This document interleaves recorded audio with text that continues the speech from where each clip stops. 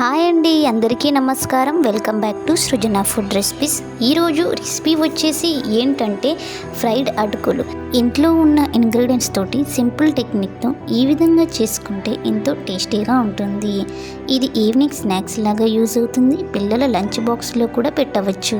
మరి లేట్ ఎందుకు, వీడియోలోకి వెళ్ళిపోదాం పదండి. ఫ్రైడ్ అటుకులు ప్రిపేర్ చేసుకోవడానికి ఇలాంటి సాఫ్ట్ అండ్ స్మూత్ అటుకులని తీసుకొని పెట్టుకోండి. ముందుగా ప్యాన్ పెట్టుకొని అందులో 2 టేబుల్ స్పూన్ల నూనెని వేసుకోండి.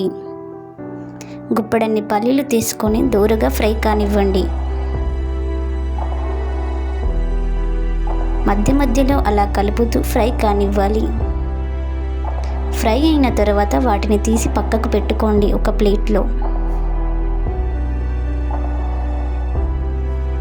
అదే బౌల్లో 4-5 పచ్చిమిర్చిని వేసుకొని 1/2 టేబుల్ స్పూన్ ఉప్పును వేసుకొని పచ్చివాసన పోయేంత వరకు ఫ్రై చేసుకోండి. తరువాత కట్ చేసి పెట్టుకున్న ఆనియన్స్ని ఇందులో వేసేసుకొని లైట్ అండ్ బ్రౌన్ కలర్ వచ్చేంత వరకు ఫ్రై చేసుకోండి. ఇలా ఫ్రై చేసుకోవడం వల్ల అందులోనే ఉన్న పచ్చివాసన పోయి మంచి టేస్ట్ని ఇస్తుంది. లైట్ అండ్ బ్రౌన్ కలర్ వచ్చిన తర్వాత చిటికెడు పసుపుని వేసుకొని కలుపుకోండి.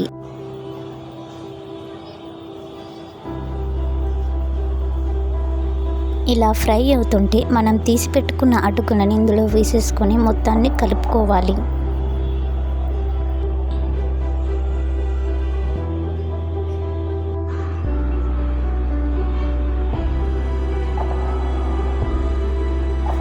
అటుకులని గోల్డెన్ బ్రౌన్ కలర్ వచ్చేంత వరకు కలుపుతూనే ఉండాలి నాన్ స్టాప్గా. మధ్య మధ్యలో ఇలా కలుపుతుంటే అడుగు అంటుకోకుండా మాడకుండా చక్కగా ఫ్రై అవుతాయి. బిఫోర్ ఆఫ్టర్ని కూడా చూపిస్తాను. ఇది బిఫోర్.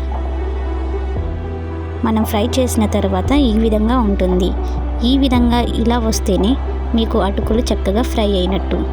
లాస్ట్లో పల్లీలను వేసుకొని మొత్తాన్ని కలుపుకోవాలి.